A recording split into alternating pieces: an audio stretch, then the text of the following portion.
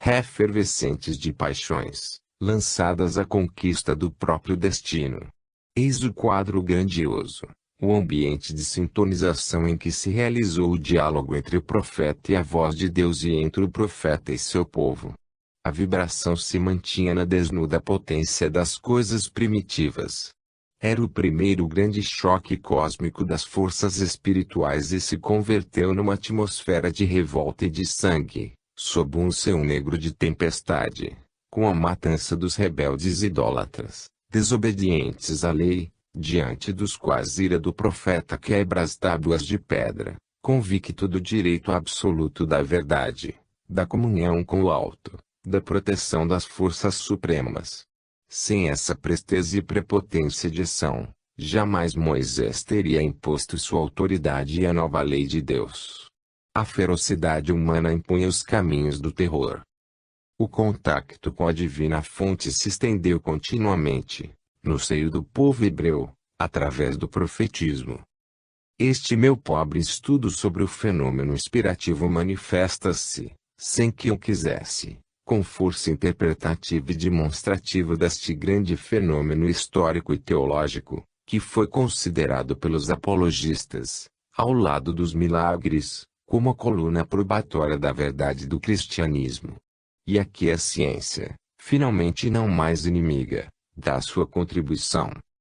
Se a arte divinatória é comum a todos os povos da antiguidade, o profetismo, entre os hebreus, potencializando-se na concepção monoteísta, se leva a meio de comunicação direta com a divindade, prossegue e traduz o pensamento da eternidade na maturação do destino de um povo e, na espera do Messias, do destino do mundo. Após o Pentateuco, a Bíblia continua no livro de Josué, escrito pelo mesmo Josué, sempre por divina inspiração, prossegue a história do povo de Deus. Moisés morreu, mas o divino colóquio não cessa. Nos 4 livros dos reis falam Samuel e os profetas Gade e Natã. Precisamente no terceiro desses livros, capítulo 19, há uma referência ao profeta Elias que, internando-se no deserto, desejava a morte, e disse: Basta, ó Senhor, toma minha alma. E se lançou por terra e adormeceu, mas, eis que o anjo do Senhor o tocou e lhe disse: Levanta-te e come. Voltou-se ele e viu, perto de sua cabeça, um pão cozido sob as cinzas de um vaso d'água. Então, comeu e bebeu. Fortificado com esse alimento, caminhou 40 dias e 40 noites, até um monte de Deus chamado Horebe. Lá chegado, abrigou-se numa caverna. E logo o Senhor lhe falou dizendo-lhe: Que faz isto aqui, Elias? E se desenvolve o colóquio. Mais adiante, ainda de Elias fala o livro 4 dos Reis, capítulo 2. 11. E enquanto caminhavam e conversavam, juntos, subitamente um carro de fogo, com cavalos de fogo, separou um do outro, e Elias subiu ao céu num turbilhão. O primeiro livro de Esdras foi por este mesmo, que era de linhagem sacerdotal e doutor da lei de Deus, escrito sob inspiração. Também o livro de Judite, que se lhe segue, é considerado divinamente inspirado. No livro de Jó, este frequentemente profetiza a respeito de Cristo. No livro dos Salmos, o rei Davi, instrumento do Espírito, profetiza de Cristo e escreve hinos maravilhosos que são poesia, profecia, sapiência, oração. Indável pressentimento do novo pensamento de Cristo é vivo. Ninguém, antes dele, havia ousado falar de Deus, com tanto amor e confiança, no seio do povo hebreu, que entendia a proteção divina como um domínio severo, cheio de terríveis punições. Davi cantava com sua harpa não mais um Deus que subjugava pelo pavor de suas cóleras e vinganças, mas um Deus doce e bom que se aproxima do homem no esplendor de suas obras. Os céus narram a glória de Deus e o firmamento anuncia suas obras. Um dia dirige a palavra a outro dia e a outra noite a relata. Sem palavras, sem discursos, entende-se a sua voz, que se expande por toda a terra e ressoa até os confins do mundo. Inspirado é o livro dos Provérbios, ditado pela sabedoria de Salomão, livro cheio de sentenças sublimes. Inspirado foi o livro da sabedoria, ao mesmo Salomão atribuído. Inspirado também é o chamado Eclesiastes. E eis que surge, na Bíblia, Isaías, o primeiro dos grandes profetas, majestoso nas suas predições referentes ao Messias. Fala após Jeremias, profeta desde os 15 anos, até depois da destruição do templo e da cidade de Jerusalém, quando, prostrado sobre as ruínas da cidade santa, deixou arrebentar sua dor nas lamentações. Vem a seguir seu discípulo Baruque, também profeta. Ezequiel começou a profetizar no 5º ano de seu cativeiro em Babilônia. Foi um inspirado misterioso, taciturno e terrível, que viu a destruição de Jerusalém, a dispersão dos hebreus e, após sua volta, a reconstrução da cidade do templo e o reino do Messias. Profecias relativas ao Messias contém o livro de Daniel, por ele mesmo escrito na corte dos reis caldeus. Seguem os profetas menores, Oséias, Joel, Amós, talvez também Mártir, Obadias, Jonas, o náufrago vomitado pela baleia, Miqueias, a quem se deve a célebre profecia sobre Belém e Efrata, onde deveria nascer o Messias, Naum, que prediz a destruição de Nínive e viu sobre os montes os pés daquele que anuncia a boa nova, Abacuque, que, conforme se crê, foi transportado por um anjo até a Babilônia para dar alimento a Daniel, prisioneiro na cova dos leões. Sofonias, Ageu, também profeta do Messias, Zacarias, em quem a profecia da vinda do Cristo se faz sempre mais clara, precisando seu ingresso em Jerusalém, sua morte, os 30 dinheiros como preço da traição, a destruição de Jerusalém e a perseguição. Finalmente, Malaquias, que anuncia claramente a vinda do Supremo Mestre. Por 8 séculos a ideia viva de Deus assim resplandece na alma de um povo e a mesma luz desce sempre ao mundo, colorindo-se diversamente através de personalidades diversas, mas nunca deixa de ser a voz com que Deus clama, chamando os homens extraviados. A inspiração se faz auditiva ou visual conforme as disposições do ambiente, mas a corrente é uma só, embora assuma diferentes formas de vibração. Existe um pensamento constante, desenvolvido através de recursos diversos e fragmentado no tempo, mas, apesar disso, coerente e contínuo, testemunhando sua origem de uma fonte única. Essa unidade de ideia manteve coeso um povo trabalhado pelas mais aventurosas vicissitudes até o surgimento de sua flor magnífica, Cristo, depois do qual se dispersa. A Bíblia é o mais vasto documento de recepção nourica mundial, atingindo as mais elevadas fontes. O povo hebreu nos dá o exemplo de um fenômeno inspirativo gigantesco, prolongando-se por séculos e séculos, funcionando como preparação do evento que daria origem à civilização destinada a governar o mundo. Não é possível a dúvida nem a negação em face de fatos históricos de tal importância. E o cristianismo foi esperado e preparado por essa elevadíssima mediunidade inspirativa, que agora estudamos, e desses contatos superiores continuamente se tem alimentado e fortalecido no seu exaustivo caminhar.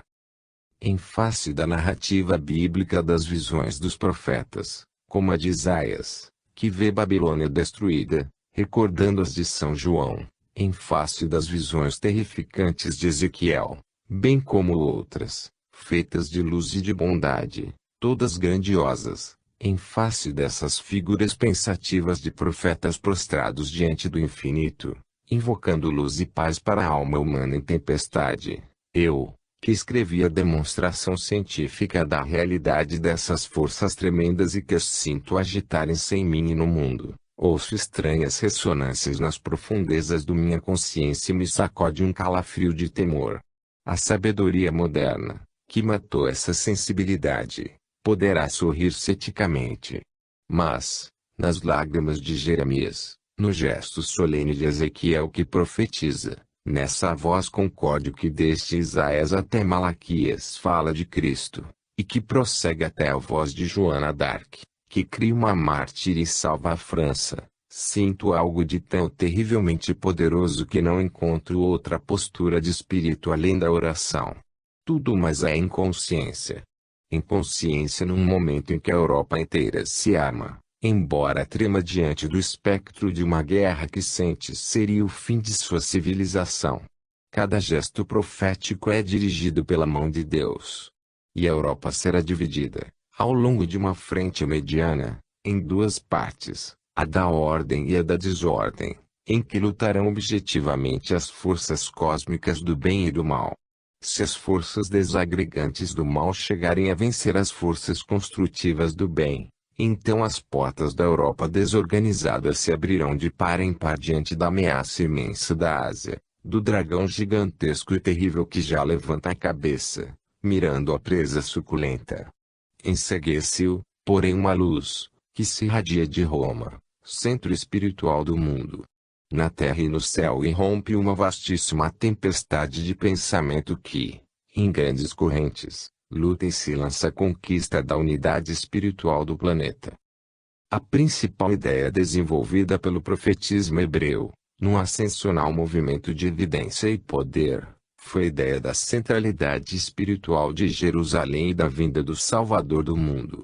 Sempre mais nítida se faz essa visão, descendo a pormenores, e nela, na contemplação da doce figura do Cristo, se acalmam as tempestades angustiosas do espírito. Alimentada pela vibrante palavra dos profetas, a imagem messiânica se grava e se agiganta na consciência, até os últimos tempos, em que se sentia, por toda parte, vaga, mas seguramente próxima, a realização tão esperada e predita.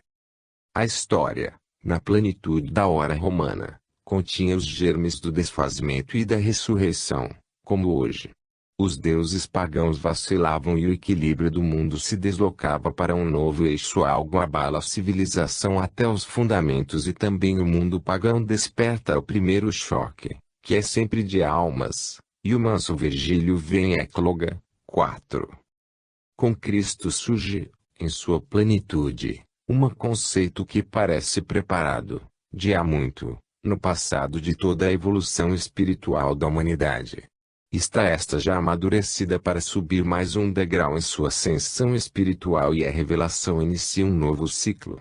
O conceito de bem e de virtude adquire um novo valor e a dor se sublima na cruz como meio de redenção. É anunciada a boa nova de um novo reino dos céus, que está, antes de tudo, no coração dos homens. Atinge-se um novo poder que Moisés não possuía, o poder do amor. Não penseis que vim abolir a lei ou os profetas, não vim aboli-los, mas completá-los, disse Cristo. Mateus, v. 17. A revelação continuava. Seria absurdo querer reduzir a ideia de Cristo a um fenômeno inspirativo, tanto transcende, tão inadequados são os recursos da observação e da compreensão humanas, tão profunda e completa foi sua unificação com o centro conceptual do universo. Para nossa compreensão, temos necessidade de fenômenos mais acessíveis, mais mitigados de potência por motivo de fraqueza humana, menos transparentes de divindade, a fim de que não pareçam cegar.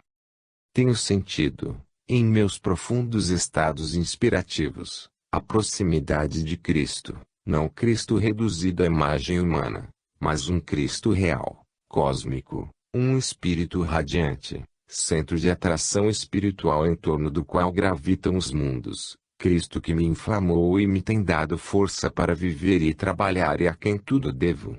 Ele me atrai da vertigem dos céus para os quais me arrasta, de esfera em esfera, fustigando minha carne para que eu possa aligerar-me e subir, numa visão de sabedoria e de bondade em que minha mente se perde. Outra coisa não sei dizer de Cristo, outra coisa não sou digno de dizer e calo-me. Sinto que se aproximam para o mundo acontecimentos enormes e terríveis, sinto um distante fragor de tempestade. Um vagalhão que ameaça a grande civilização. E são pouquíssimos os que veem e sabem. Tenho implorado para que se veja e saiba. Neste ambiente pesado de ameaças em que louqueja o mundo, meu espírito oprimido não repousa senão na doce visão do Cristo, que acalma as águas enfurecidas e salva o barco que ameaça naufragar. Cristo é verdadeiramente uma força real, sempre presente, a guiar os centros espirituais do mundo, irradiando sua luz. Conforto-me com suas palavras, citadas pelo apóstolo João. Tenho ainda muitas coisas para vos dizer, mas, por enquanto, estão acima de vossa compreensão. João 16, 12. Tenho-vos dito estas coisas por comparações. Mas, vem a hora em que não vos falarei mais por parábolas, mas, abertamente vos falarei acerca do Pai. João 16, 25. Eram as palavras de Deus. Mas, antes havia dito, eu rogarei ao Pai e Ele vos dará um outro Consolador, a fim de que permaneça para sempre convosco, o Espírito de verdade, que o mundo não pode receber, porque não o vê nem o conhece. Vós, porém, o conheceis, porque Ele habitará convosco e estará em vós. Eu não vos deixarei órfãos, voltarei a vos. João 14, 16, 17, 18. Qual será o sinal dos tempos? O descobrimento completo dos mistérios, que é a revelação da mente humana, já amadurecida pela ciência. Porque, como já dissemos, a revelação é progressiva e proporcionada ao desenvolvimento da inteligência humana e o Cristo está com ela sempre presente. É chegada a hora em que a mudança da civilização impõe um passo à frente na lenta e progressiva realização do reino de Deus na Terra, de que o Evangelho não foi senão anúncio, impõe sua atuação individual e a organização social na coletividade humana, o advento de Cristo à sociedade, a descida do Espírito de verdade, de amor, de justiça às instituições, a vida dos povos. O Pentecostes, outrora limitado aos escolhidos, se estende agora a todos os dignos pela bondade e maduros pelas forças intelectivas. O primeiro gigante da revelação cristã é o próprio São João. João, alma profunda, intuitiva e ardente, enamorada e triste, impetuosa e sonhadora. João, que inclinava a cabeça no seio do Senhor, perdido nos silêncios da contemplação, penetrava o pensamento profundo de Cristo por um estado de graça que lhe dava o amor. E até muito depois, até esse Francisco, nenhuma força aproximou tanto de Cristo o homem, abrindo de par em par as portas de seu coração, quanto o amor. O Apocalipse do apóstolo João foi por ele escrito depois de seu evangelho, pelo ano 96 de nossa era, no seu exílio da ilha de Patmos. O nome grego Apocalipse significa revelação. Esta, que havia tomado o homem pela mão, desde o princípio, para acompanhá-lo até o nascimento de Cristo, agora continuava predizendo os destinos da Igreja, desde seus primeiros combates na terra até seu último triunfo no céu. É uma visão grandiosa, cheia de mistério. Capítulo 1. Revelação de Jesus Cristo, que Deus lhe concedeu a fim de fazer conhecer aos seus servos as coisas que cedo devem acontecer e que ele, enviando-as por intermédio do seu anjo, significou ao seu servo João. 2. O qual testificou a palavra de Deus e tudo quanto viu de Jesus Cristo. 9. Eu, João, vosso irmão e companheiro na tribulação, no reino e na paciência de Jesus Cristo, estive na ilha que se chama Patmos, por causa da palavra de Deus e do testemunho de Jesus. 10. Fui arrebatado em espírito num dia de domingo e ouvi por detrás de mim uma forte voz, como de trombeta. 11. Que dizia, escreve o que vês no livro. 12. E voltei-me para ver quem falava comigo, e voltado vi 7 candelabros de ouro. 19. Escreve, pois, as coisas que viste, as que são e as que devem acontecer depois destas. A percepção, A princípio auditiva, se transforma em visual. De quando em quando diz, eu vi. A fonte da grande corrente noúrica, porém, é a mesma, não importando em que forma de vibrações sensoriais se materialize para ferir os sentidos. Há um comando explícito da voz, escreve. Há um aturdimento de sentidos que faz João cair como morto, mas a voz lhe diz, não temas, sou eu, o primeiro e o último. Passam-se os séculos. A voz que havia detido São Paulo na estrada de Damasco repercute numa multidão de mártires. Os primeiros séculos do cristianismo ecoam de vozes, mas, depois, a tenebrosa Idade Média trabalha duramente para reencontrar as fontes do espírito e a tradição se quebra. Como Sócrates tinha o seu gênio, a voz superior que ele ouvia falar-lhe interiormente, dando nobilíssimos conselhos, também tinha seu gênio o filósofo Filon. Porfírio e Plotino declaram possuir num espírito familiar sua fonte de inspiração. Como Maomé ouve a voz do seu arcanjo, igualmente Alarico, rei dos visigodos, se dizia inspirado pela voz de um espírito que o excitava a marchar contra Roma. Um gênio, dizia, sempre me guia, avante, avante, destrói Roma. Esta última voz talvez fosse barótica, que não se eleva pela nobreza de objetivos morais e sociais nem pureza de inspiração, não merecendo, pois, atenção. As vozes elevadas só se encontram no seio de uma grande fé, quando a inspiração é também missão, apostolado, muitas vezes martírio. Só estas são dignas e me interessam. Se o fio da revelação se romper, talvez por razões profundas, ou talvez só aparentemente, a fé em Cristo não fora destruída. A ascensão espiritual, culminando nas figuras dos santos que iluminam, em multidão, a Idade Média, era contínua e laboriosa. As correntes desciam sempre do alto para os desposórios com a terra, fecundando-a. E germinavam exemplos de holocaustos no esforço por abraçá-las.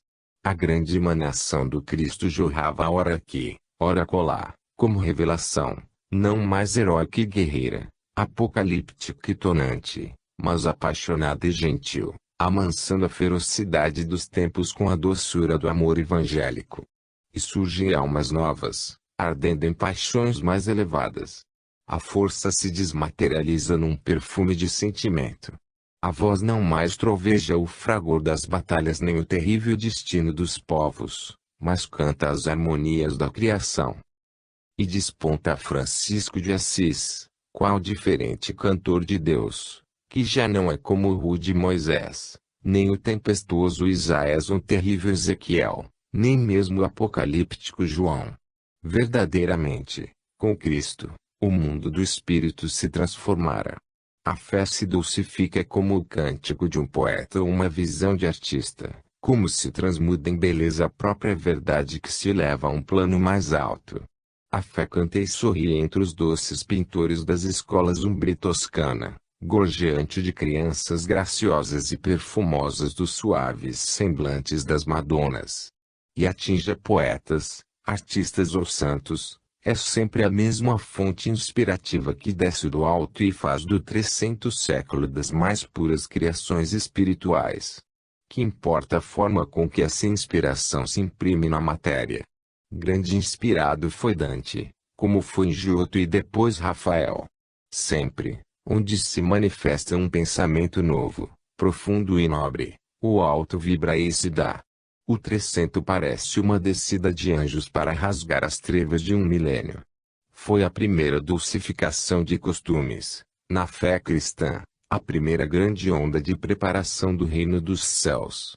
Falo a respeito de forças reais, presentes e decisivas na evolução da civilização. Falo da minha mística Úmbria, onde com tanta suavidade floresceu aquele sonho de fé. A voz falou pela primeira vez a Francisco, 1182 a 1226, em São Damião, em Assis. Assim relata o acontecimento P. Viva Quichinetti em sua vida de São Francisco. Existia então, como ainda hoje, no declive da montanha, O Subásio, próximo de Assis, uma capela dedicada a S. Damião. São Francisco gostava de recolher-se na penumbra daquela igrejinha abandonada, a orar diante de um crucifixo. Um dia estava ajoelhado diante daquela imagem do Redentor. E suplicava poder conhecer, finalmente, qual fosse a vontade divina a seu respeito.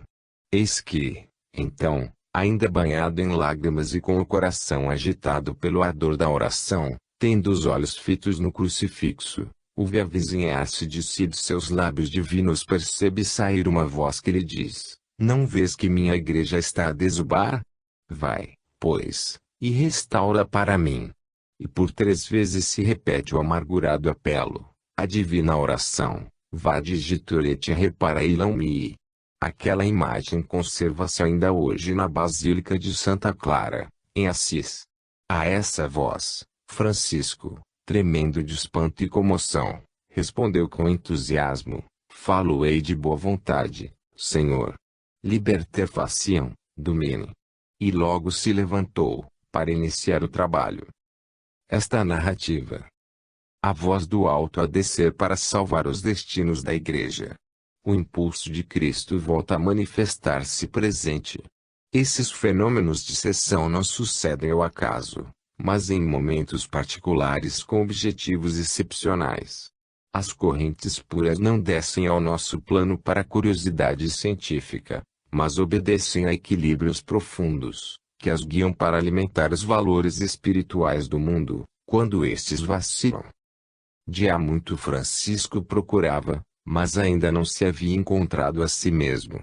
Esquecera-se, na quadra alegre da juventude, mas era momentâneo o esquecimento. Ao primeiro choque sua alma desperta e do íntimo se elevam as realidades do espírito para as quais estava amadurecida.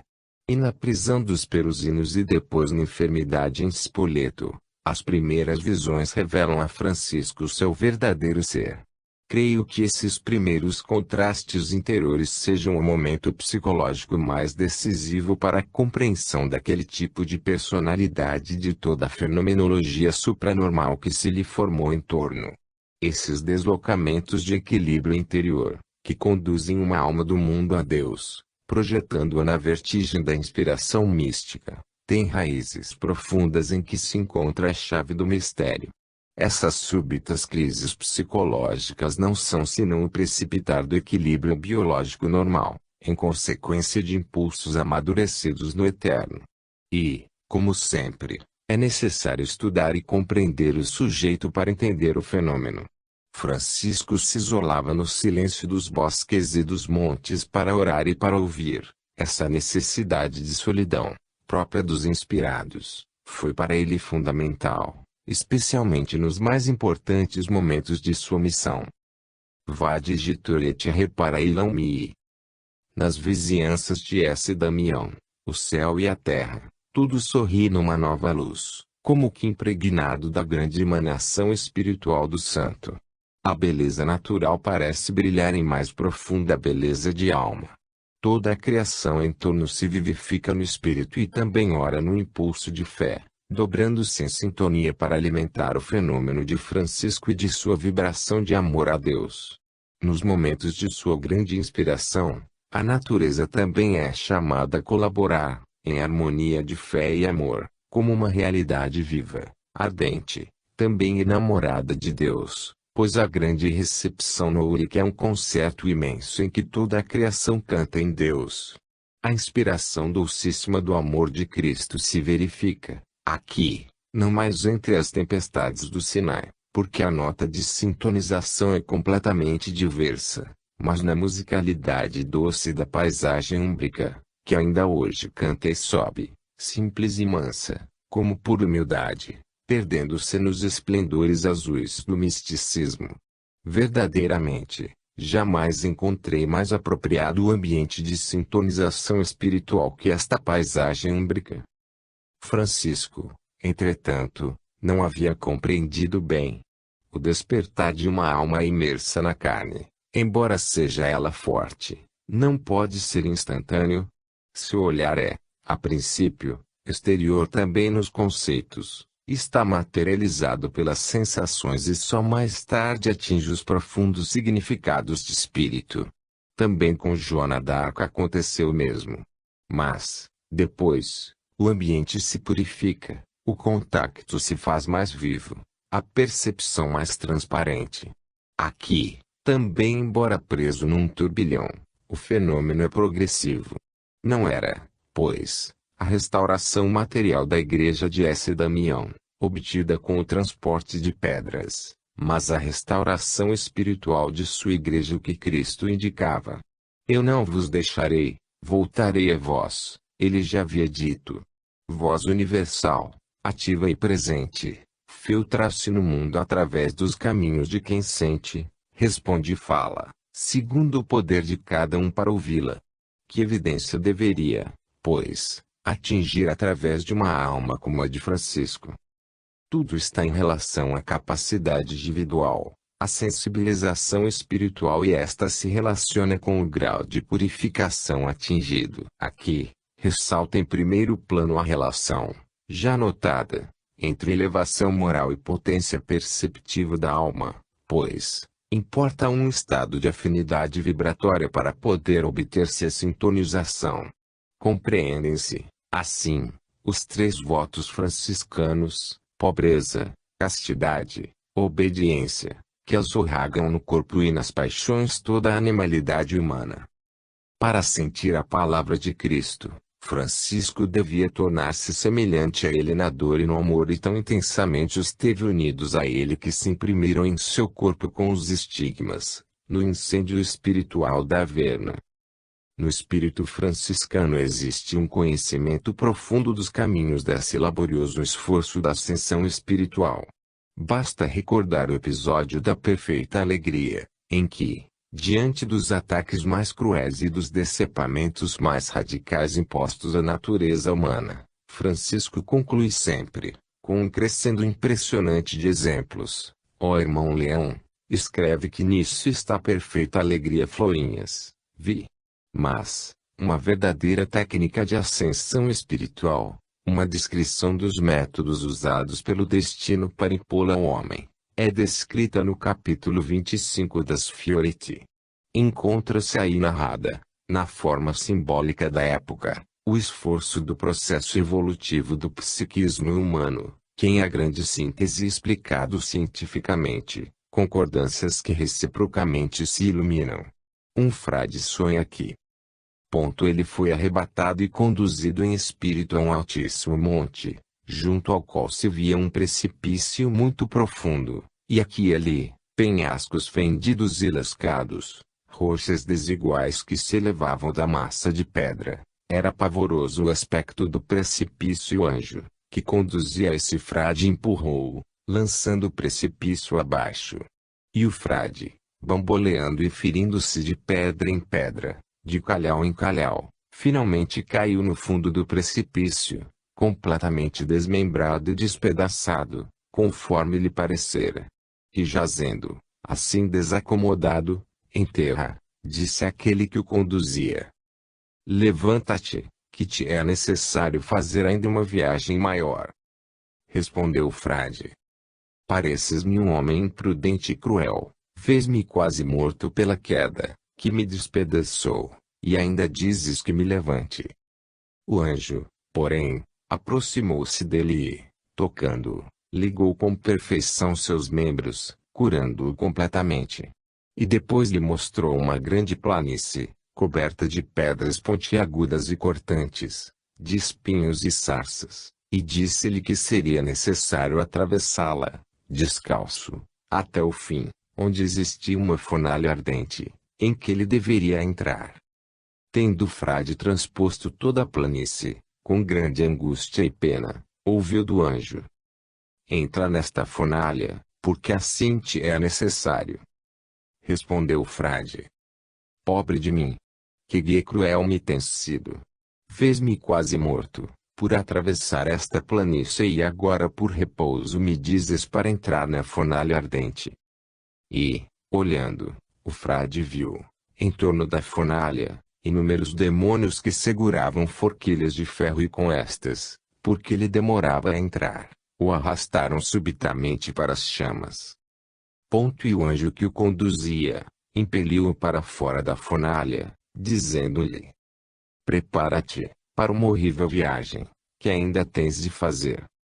Recomendando-se, disse o frade: ó contío duríssimo condutor, que nenhuma piedade tens de mim.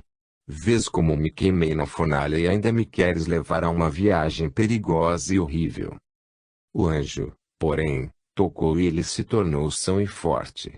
Conduziu, depois, a uma ponte, onde não se podia passar sem grande perigo, porque era muito frágil e estreita, muito escorregadia e sem parapeitos. Por baixo passava um rio terrível, cheio de serpentes, dragões e escorpiões, que exalavam muito mau cheiro.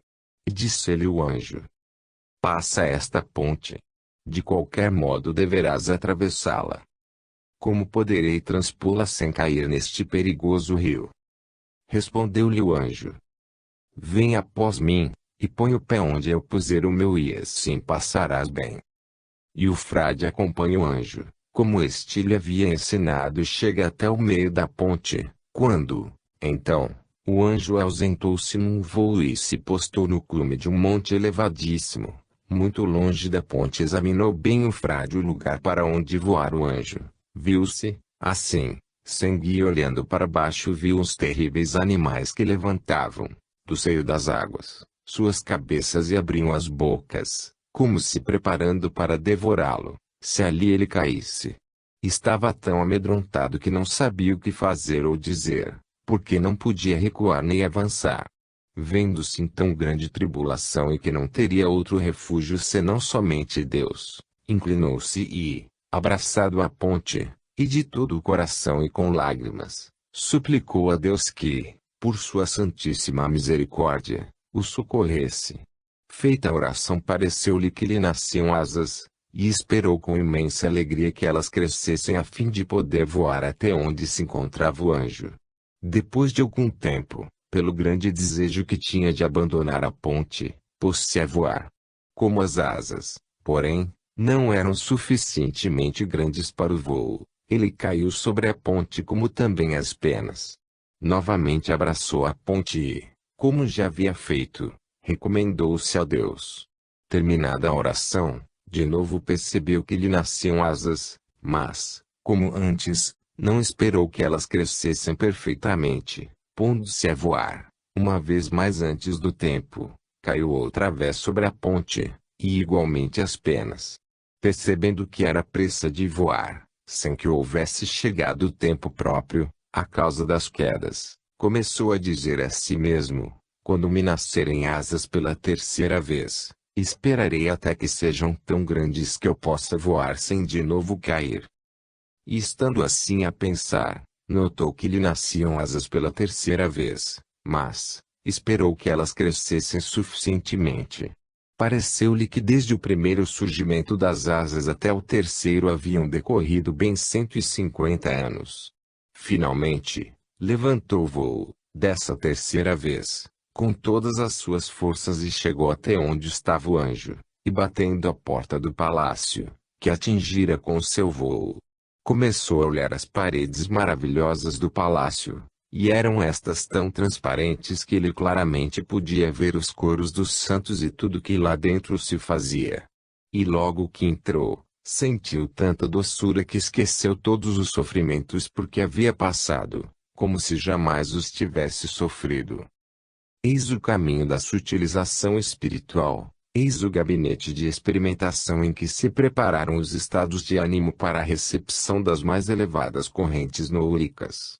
Atrás da narrativa cheia de imagens, sente-se o esforço, a luta, o caso vivido, a percepção direta das forças espirituais da vida. Ouve-se o eco das assustadoras provas da iniciação egípcia, realizadas nos grandes templos de Tebas ou de Mênfis pelos sacerdotes e Osíris. Há nela um senso difuso da ciência do bem e do mal que a alma dolorosamente aprende, como já narravam os mistérios de Eleusis, a queda da Virgem Perséfone, por obra de Eros, no tenebroso reino de Plutão.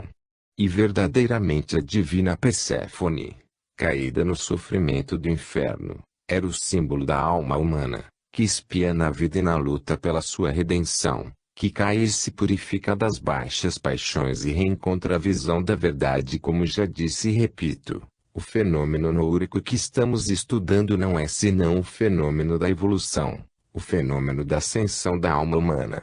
Que a ciência não exole, mas compreenda que é fenômeno de imensa vastidão em que se precipita o equilíbrio biológico de todo um passado, estabilizando-se no mais elevado equilíbrio de forças espirituais. Compreenda que a alma não atinge a percepção inspirativa senão através da dolorosa elaboração dos milênios. Esse lampejo de intuição, que lhe permite sentar-se no alto, diante do trono de Deus, finalmente digna de conhecer a verdade, está no ápice da escala da evolução humana. Concluo com as florinhas de São Francisco. A águia voa muito alto, mas, se ela tivesse ligado algum peso às suas asas, não poderia voar muito alto. A apoteose de Francisco é na Averna.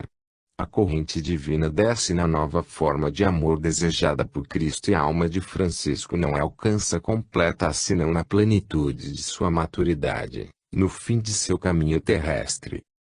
Na dura pedra, entre o Tibre e o Arno, recebeu de Cristo o último sinal que seus membros por 2 anos levaram. Eis, brevemente, a viva narrativa das Fioriti. E São Francisco, de manhã bem cedo, antes do despontar do dia, se põe a orar diante da porta de sua cela, volvendo o rosto para o levante.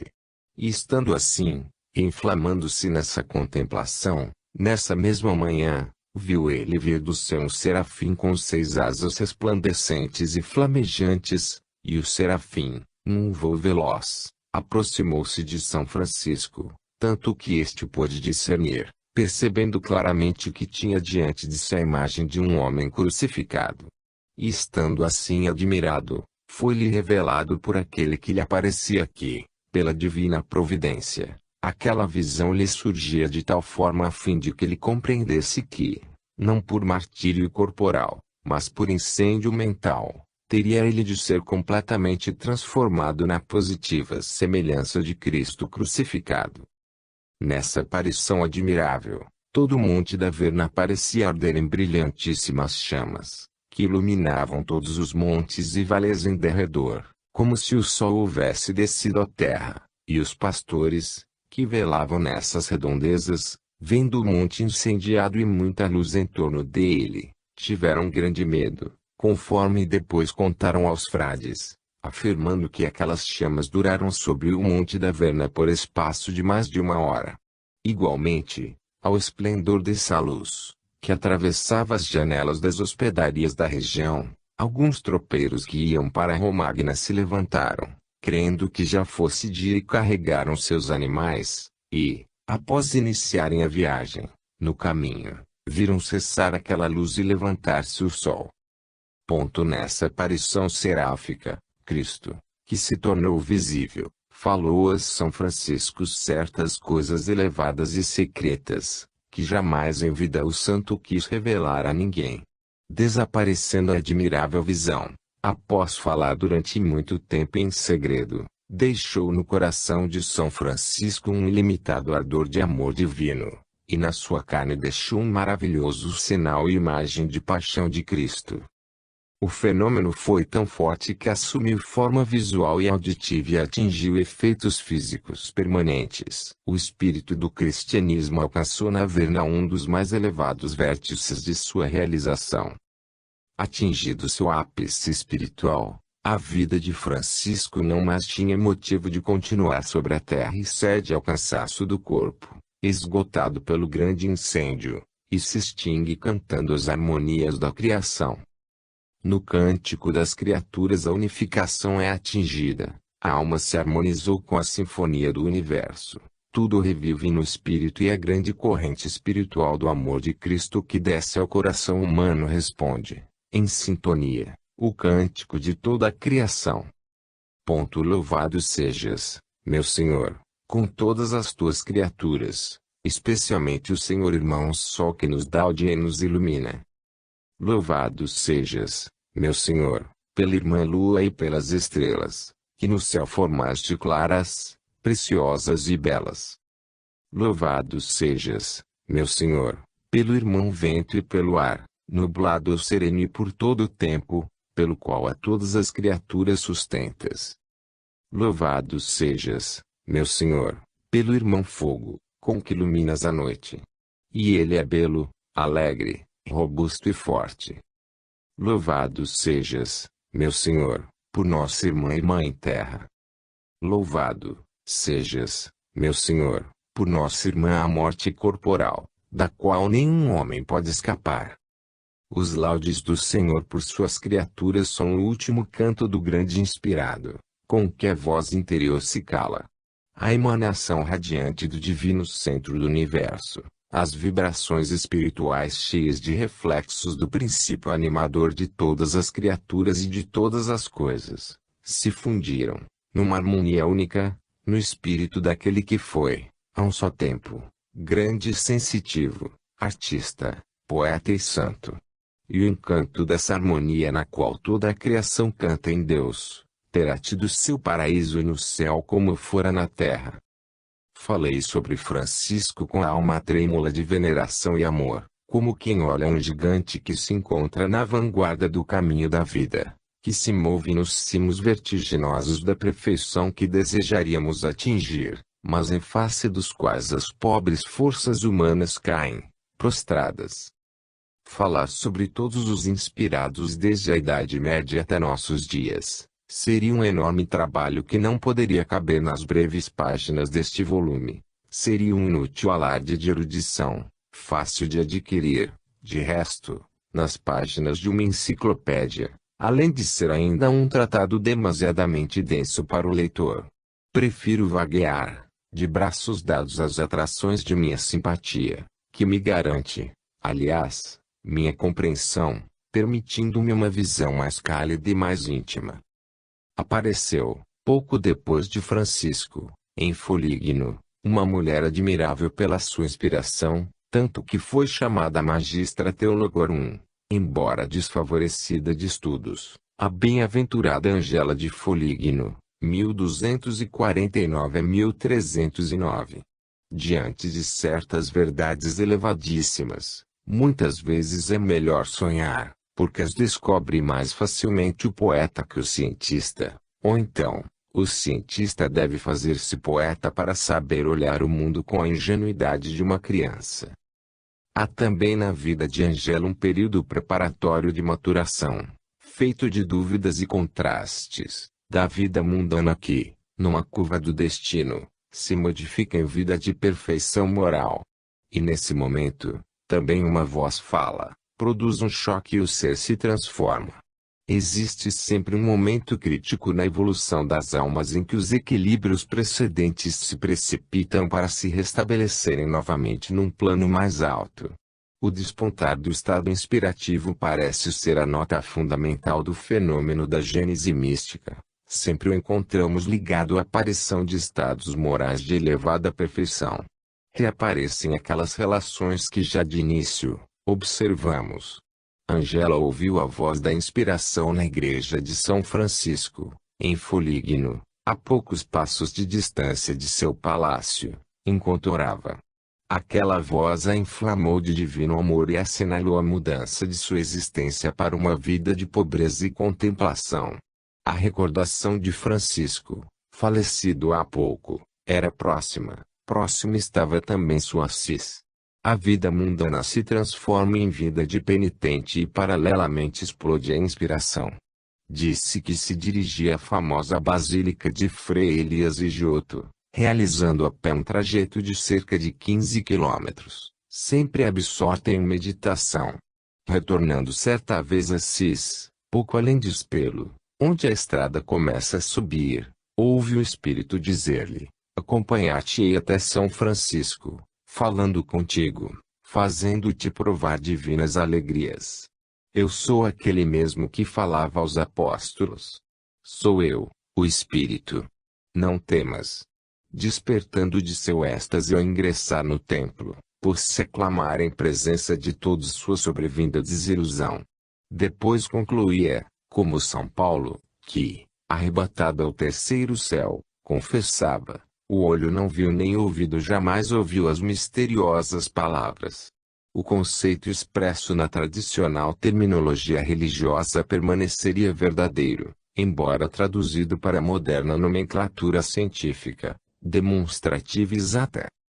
Sempre mais purificada pelo sofrimento e pela renúncia, Angela se torna mulher famosa, como Rosa de Viterbo e Catarina Benincasa, filha de Jacó, tintureiro de Fontebranda, S. Catarina de Siena.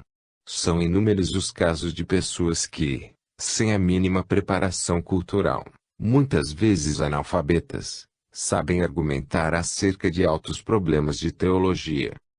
Novamente penso em S. Félix de Cantalice, em S. João de Cruz, em Santa Brígida, que afirma haver recebido da voz do Cristo as regras da ordem por ela fundada, em S. Agostinho, que nas suas confissões assevera também a presença de uma voz que o guia. Penso em tantos que é impossível enumerá-los. Certos caminhos, que se abrem aos humildes, parecem dever estar fechados aos sábios.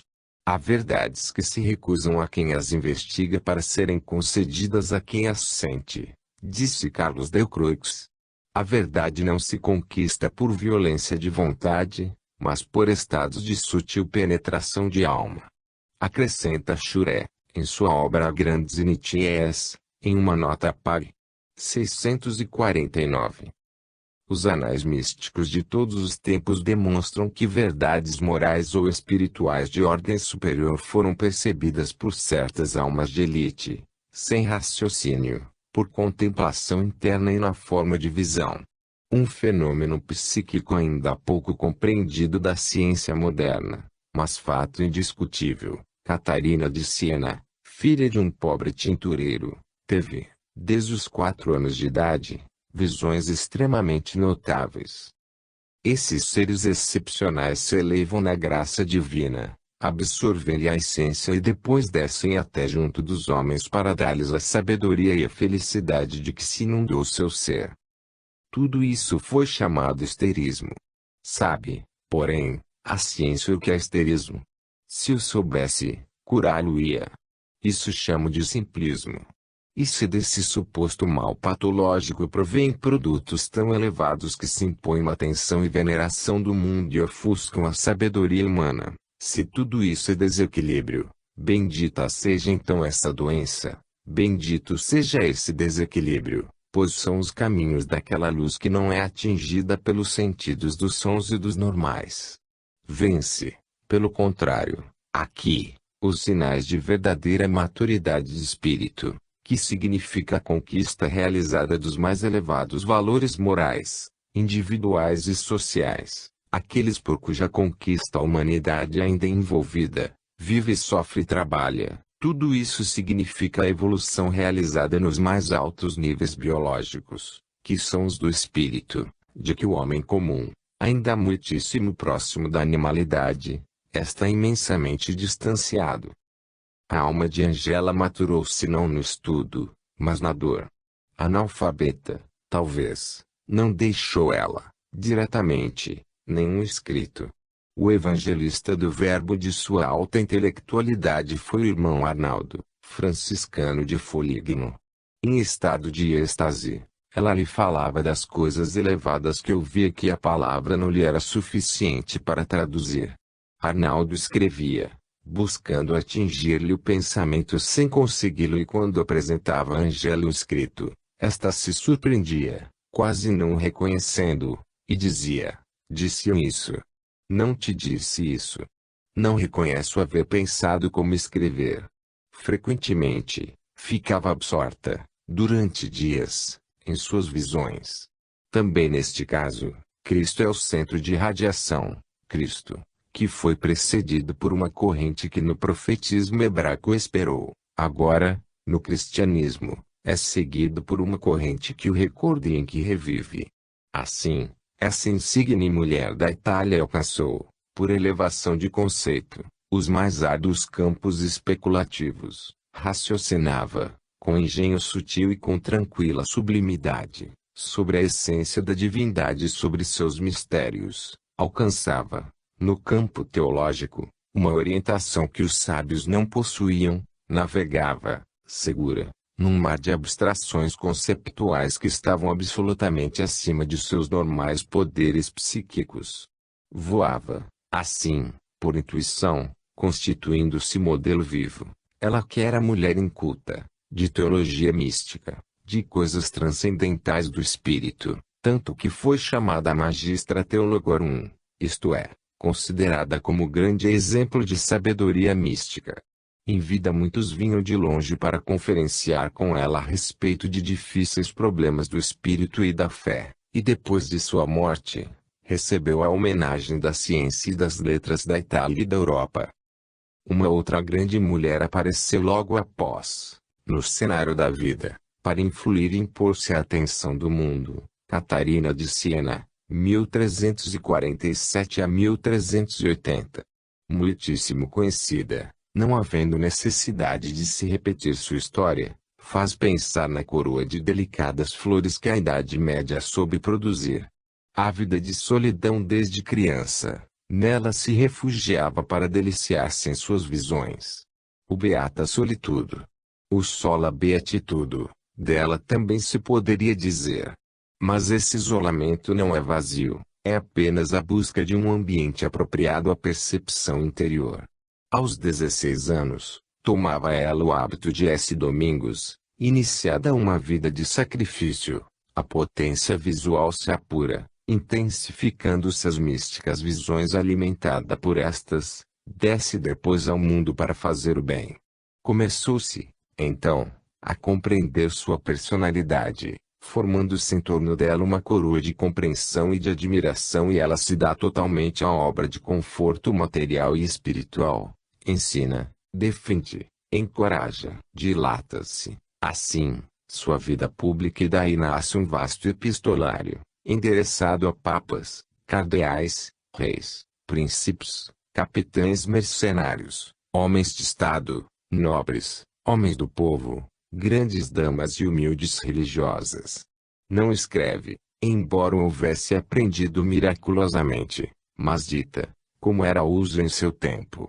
Nasce, desse modo une a volumosa correspondência aqui, juntamente com o diálogo, todo escrito em êxtase, forma um monumento, admirável pela pureza de linguagem, beleza de imaginação, profundeza de conceito, altitude de perfeição moral. Propaga, em torno de si, o incêndio de sua elevada paixão e induz, finalmente, o pontífice, exilado na França, a retornar a Roma, realizando assim uma missão política que se assemelha de Joana d'Arc, que a biosofia venera como sua patrona.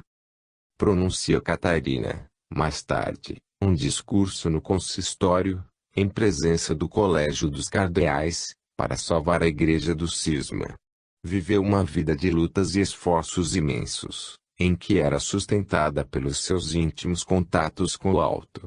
Cristo é sempre, como para Francisco, o grande animador dessas vidas que se movimentam como uma emanação de sua força e de seu pensamento. Dessa vez, a corrente de pensamento e de paixão desce para salvar a Igreja em perigo. O fenômeno obedece sempre a uma lei lógica de finalidade a que se proporciona. Histerismos, pois, também estes, que tiveram uma missão social, que inspiraram a arte, que forneceram uma produção literária, que interessaram o mundo, que são venerados pelas multidões nos altares entre as coisas santas.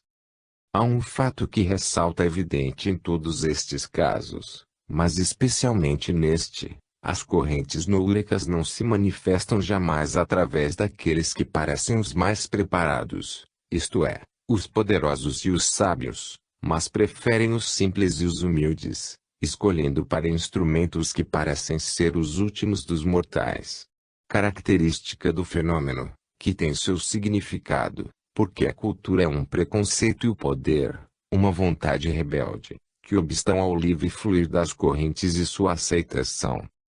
Há uma necessidade de solidão para a busca da sintonização receptiva, e a solidão dos anacoretas no deserto, dos eremitas nos montes, dos monges nos claustros, necessidade de silêncios do mundo para que nele se possa ouvir a voz da alma. Vem depois a dor, a renúncia, que distanciam o espírito da terra e, frequentemente, uma progressão de potência receptiva e de clareza perceptiva.